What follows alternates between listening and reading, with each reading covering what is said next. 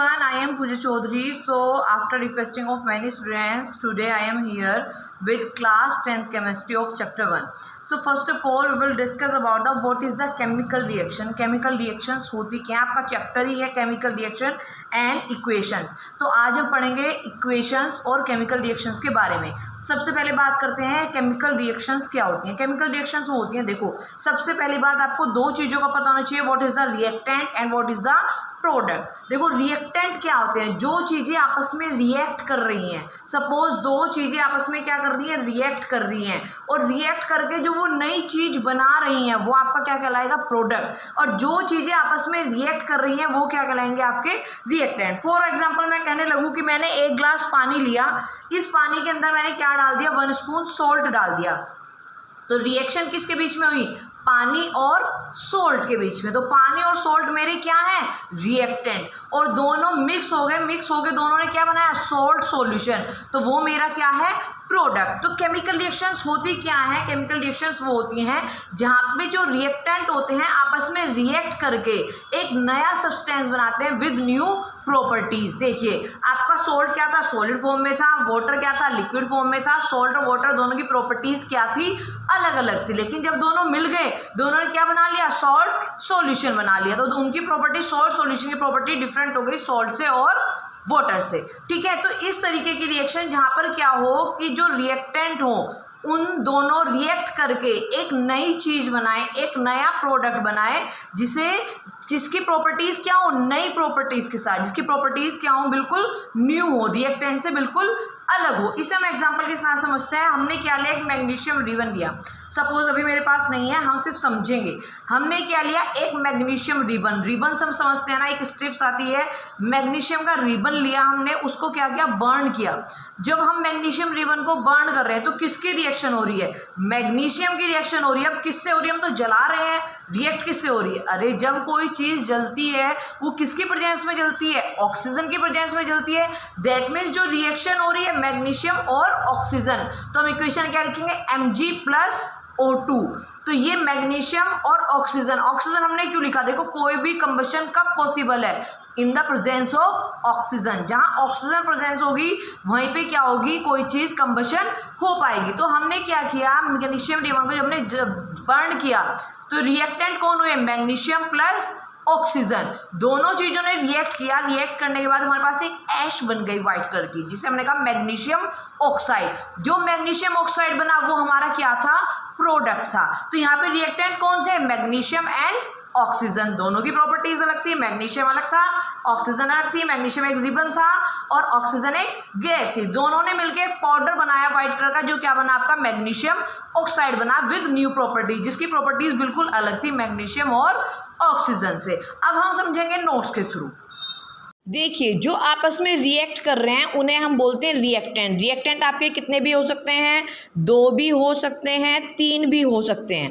ठीक है, रिएक्टेंट वो जो आपस में क्या कर रहे हैं, रिएक्ट कर रहे हैं. उन्होंने आपस में रिएक्ट किया, 2 3 4 कितने भी हो सकते हैं.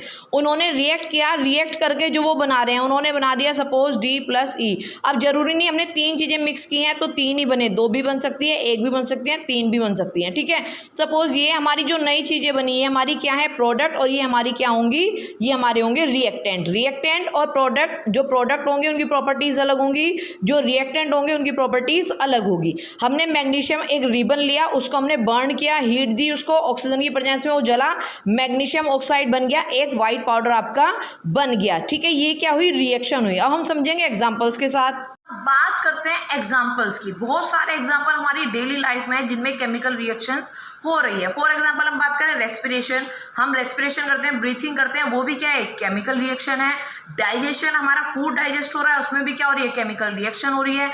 आपके घर में आपकी मम्मा दही जमाती है, कर्ड का जमना भी क्या हो रहा था, एक केमिकल रिएक्शन होती है वो भी. तो ऐसे बहुत सारे एग्जांपल्स हैं. बर्निंग ऑफ कैंडल हो गया, कैंडल का जलना, ये सब क्या है, केमिकल रिएक्शंस के एग्जांपल हैं.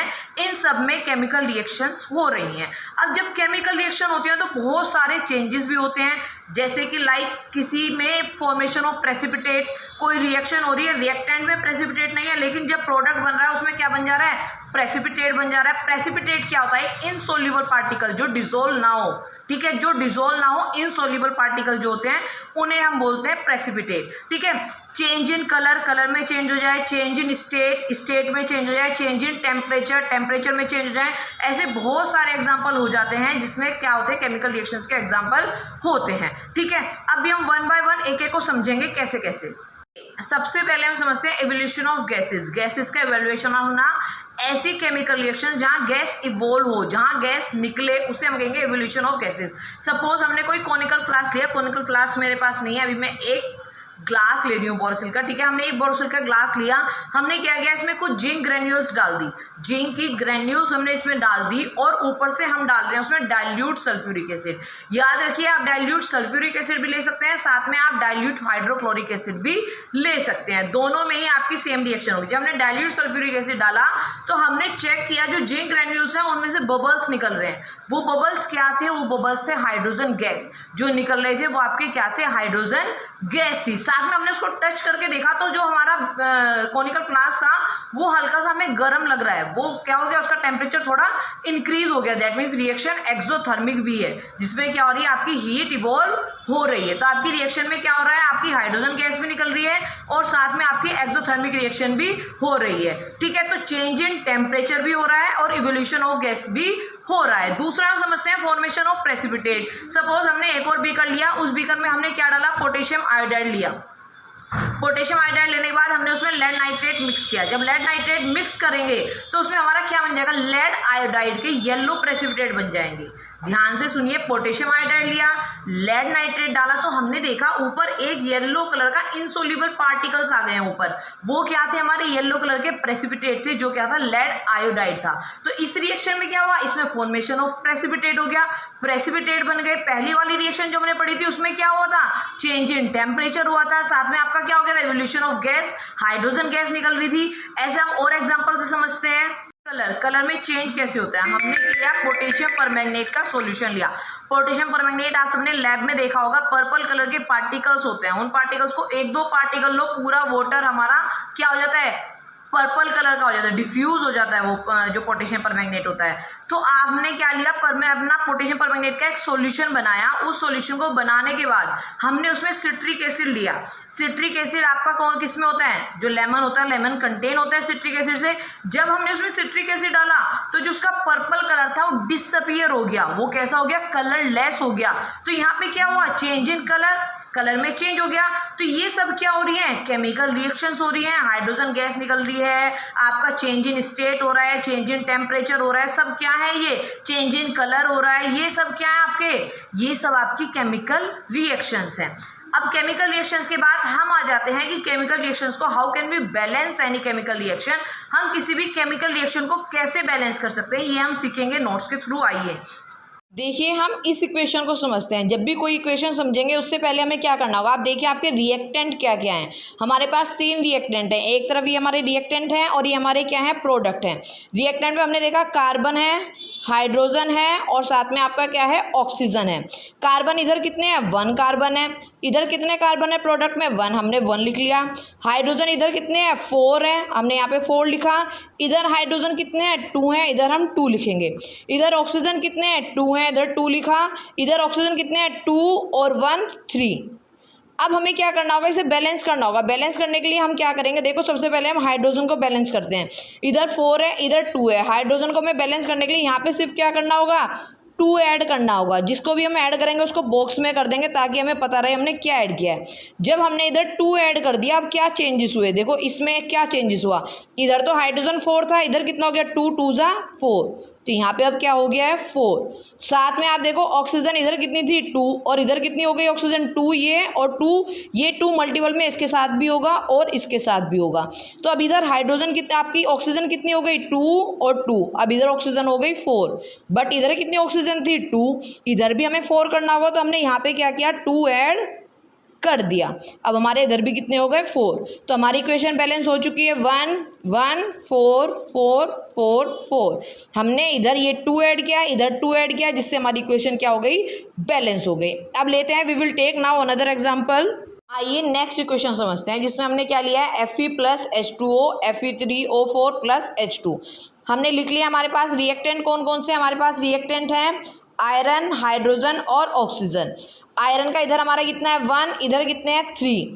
इधर हमारे हाइड्रोजन के कितने हैं 2 और इधर हमारे हाइड्रोजन के कितने हैं 2। इधर हमारा ऑक्सीजन का क्या है, एक ही ऑक्सीजन है 1 और इधर कितनी है 4 ऑक्सीजन है। तो हमारा हाइड्रोजन ऑलरेडी बैलेंस है। सबसे पहले हमने क्या करा, इधर आयरन के 3 हैं, इधर भी 3 करने के लिए सबसे पहले हमने क्या ऐड कर दिया, 3 ऐड कर दिया। अब हमारी आयरन क्या हो गई, बैलेंस हो गई। अब हमारे कौन बचे, ऑक्सीजन, इधर 4 है इधर 1 है। इधर 4 करने के लिए हमने क्या ऐड किया, यहाँ पे 4 ऐड कर दिया। 4 ऐड करने पे इधर हमारी ऑक्सीजन 4 हो गई, लेकिन हमारे क्या हुए यहाँ पे हाइड्रोजन चेंज हो गए, 4 2 8। अब यहाँ 2 हाइड्रोजन नहीं, अब यहाँ पे 8 हाइड्रोजन हो चुकी हैं। तो इधर भी हमें 8 करनी होगी। इधर कितनी हाइड्रोजन थी 2 और इधर 8 करने के लिए हम क्या करेंगे, यहाँ पर भी 4 ऐड कर देंगे। अब हमारी इधर भी कितनी हो गई 8। तो हमारा 3 3 8 8 4 4 हमारी ये इक्वेशन भी बैलेंस हो चुकी है, जिसमें हमने क्या किया, यहाँ पे 3 ऐड किया, यहाँ पे 4 और यहाँ पे 3। पहले हमने आयरन को बैलेंस किया, फिर हमने ऑक्सीजन को बैलेंस किया। ऑक्सीजन को बैलेंस करने के बाद हाइड्रोजन के नंबर चेंज हुए, फिर हमने हाइड्रोजन को बैलेंस किया। एक और एग्जांपल से समझते हैं। हमने एक इक्वेशन ले ली है Na + H2O gives NaOH + H2। इसमें हमने देखे रिएक्टेंट पे हमारे क्या क्या है, हमारे पास सोडियम है, हाइड्रोजन और ऑक्सीजन। Na हाइड्रोजन और ऑक्सीजन। सोडियम के रिएक्टेंट में कितने हैं 1 है, इधर कितने हैं 1 है। हाइड्रोजन को समझते हैं, इधर हाइड्रोजन कितने हैं 2 हैं, इधर हाइड्रोजन कितने हैं 2 और 1 3 है। इधर देखिए ऑक्सीजन कितना है 1 है, इधर ऑक्सीजन क्या है 1 है। तो हमारे यहाँ पर जो हम देख पा रहे हैं सोडियम और आपका ऑक्सीजन बैलेंस है, बट आपकी हाइड्रोजन बैलेंस नहीं है। तो हाइड्रोजन बैलेंस इधर 3 है इधर 2 है। तो पहले हम इधर 4 करेंगे फिर उधर 4 करेंगे। 4 करने के लिए हम क्या कर रहे हैं, हम यहाँ पे 2 ऐड कर रहे हैं। जब हमने यहाँ पे 2 ऐड किया, यहाँ पे हमारी हाइड्रोजन कितनी हो गई 4 हो गई। अब हमने इधर 4 हो गई, इधर कितनी थी 3 थी, इधर भी हमें 4 करनी है।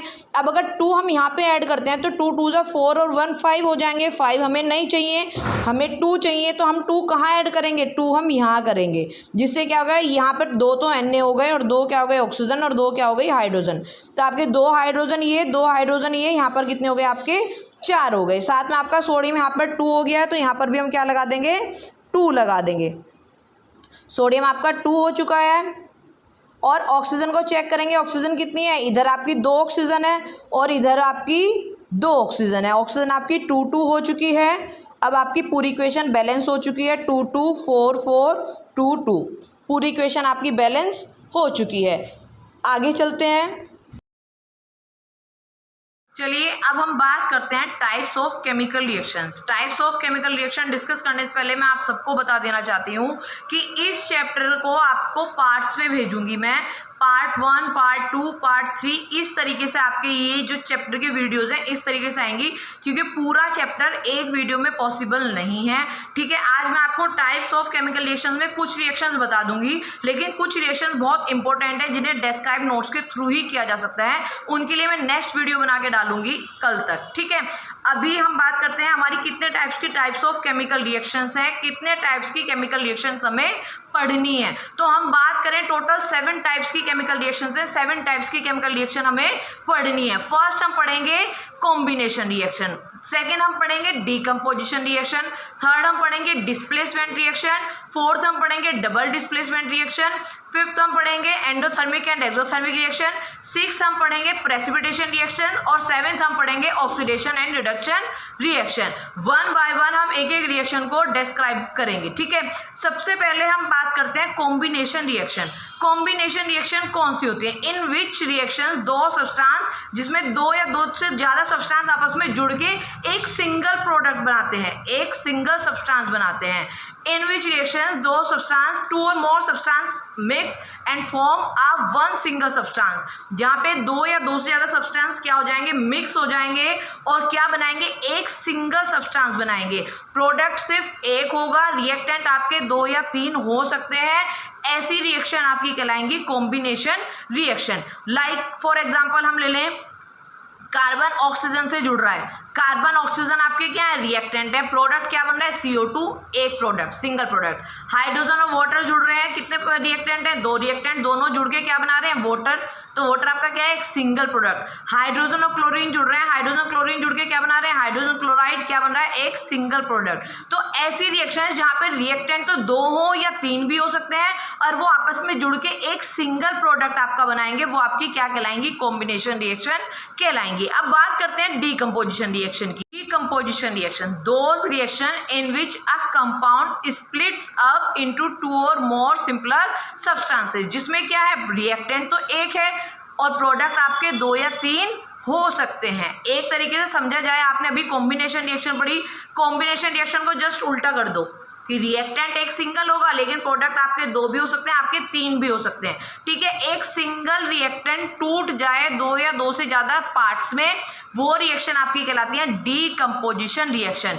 हम एग्जांपल से समझते हैं, हमने एग्जांपल में लिया CaCO3 जिसे हम बोलते हैं कैल्शियम कार्बोनेट, जो किसका फॉर्मूला है, लाइमस्टोन का है। लाइमस्टोन को हमने हीट किया, जब उसे हीट कर रहे हैं वो 2 पार्ट्स में टूट जा रहा है, कैल्शियम ऑक्साइड और आपकी कार्बन डाइऑक्साइड में 2 पार्ट्स में टूट गया, कौन, CaCO3। तो ये रिएक्शन कौन सी हुई, डीकम्पोजिशन रिएक्शन, जहाँ पे रिएक्टेंट एक होगा और प्रोडक्ट आपके 2 या 2 से ज्यादा भी हो सकते हैं। ऐसी रिएक्शंस आपकी कहलाएंगी डीकम्पोजिशन रिएक्शन। अब बात करते हैं डिस्प्लेसमेंट रिएक्शन की। अब समझते हैं हम डिस्प्लेसमेंट रिएक्शन और double displacement reaction. Displacement reaction क्या होती है, जिसमें कॉपर सल्फेट था, कॉपर सल्फेट ने किससे रिएक्ट किया, जिंक से रिएक्ट किया। तो जिंक जो होता है, zinc is the more reactive than copper, तो जिंक ने क्या किया, कॉपर को यहाँ से डिस्प्लेस कर दिया, हटा दिया और खुद सल्फेट के साथ जाके ऐड हो गया, तो हमारा क्या बन गया, जिंक सल्फेट बन गया और कॉपर हमारा अलग निकल गया। तो यहाँ पे डिस्प्लेसमेंट हुआ किसका, कॉपर का, और किसने डिस्प्लेस किया, जिंक ने। जिंक ने कॉपर को डिस्प्लेस करके क्या बना लिया, ZnSO4 और कॉपर अलग निकल गया। ऐसी रिएक्शन जहाँ एक एलिमेंट का दूसरे एलिमेंट के थ्रू डिस्प्लेस हो जाए, वो आपकी रिएक्शन कहलाती है डिस्प्लेसमेंट रिएक्शन। कॉपर सल्फेट था, कॉपर सल्फेट की रिएक्शन जब मैग्नीशियम से हुई, magnesium is the more reactive than copper, तो मैग्नीशियम क्या करेगा, कॉपर को यहाँ से डिस्प्लेस कर देगा। जब यहाँ से डिस्प्लेस करेगा तो आपका इधर क्या बन गया, मैग्नीशियम सल्फेट और कॉपर आपका अलग निकल गया। तो दोनों ही रिएक्शंस में क्या हुआ, कॉपर का डिस्प्लेस हुआ, किसके थ्रू, एक रिएक्शन में जिंक के थ्रू डिस्प्लेस हुआ, एक रिएक्शन में मैग्नीशियम के थ्रू आपका डिस्प्लेस हुआ। तो ऐसी रिएक्शंस आपकी क्या कहलाएंगी, डिस्प्लेसमेंट रिएक्शन। डिस्प्लेसमेंट समझ में आया। अब बात करते हैं डबल डिस्प्लेसमेंट की। डबल डिस्प्लेसमेंट क्या होता है, हमने इस सिल्वर नाइट्रेट की सोडियम क्लोराइड से रिएक्शन कराई।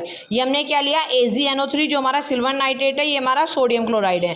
जब इनके आपस में रिएक्शन हुई तो क्या हुआ, जो Ag था उसने यहाँ से Na को रिप्लेस कर दिया और खुद Cl के साथ जाके ऐड हो गया, और Na किसके साथ आके ऐड हो गया, NaNO3 के साथ ऐड हो गया। Ag ने किसको, Na को, और Na ने Ag को रिप्लेस कर दिया, जिससे आपका क्या बना, AgCl NaNO3। यहाँ डिस्प्लेसमेंट हुआ लेकिन दो चीजों का डिस्प्लेसमेंट हुआ, इसलिए इन रिएक्शंस को हम कहते हैं डबल डिस्प्लेसमेंट रिएक्शन। सेम एक एग्जांपल और है, इसमें बेरियम ने क्या किया, Na2 को यहाँ से डिस्प्लेस किया, Na2 ने इधर इसकी जगह ले ली, 2 चीजों ने एक दूसरे को डिस्प्लेस किया, तो ये भी एग्जांपल हो गया आपका डबल डिस्प्लेसमेंट रिएक्शन का। तो बच्चों यहाँ पे 4 टाइप्स हम पढ़ चुके हैं, अभी 3 टाइप्स हमारे पेंडिंग हैं। कॉम्बिनेशन हमने पढ़ा है, डीकम्पोजिशन हमने पढ़ा है, डिस्प्लेसमेंट पढ़ा है और डबल डिस्प्लेसमेंट पढ़ा है। ये 4 टाइप के हम पढ़ चुके हैं। अभी 3 टाइप की केमिकल रिएक्शंस हमारी रहती हैं, वो आएंगी नेक्स्ट पार्ट में, जो कल तक या कल इवनिंग तक आपका नेक्स्ट पार्ट आ जाएगा।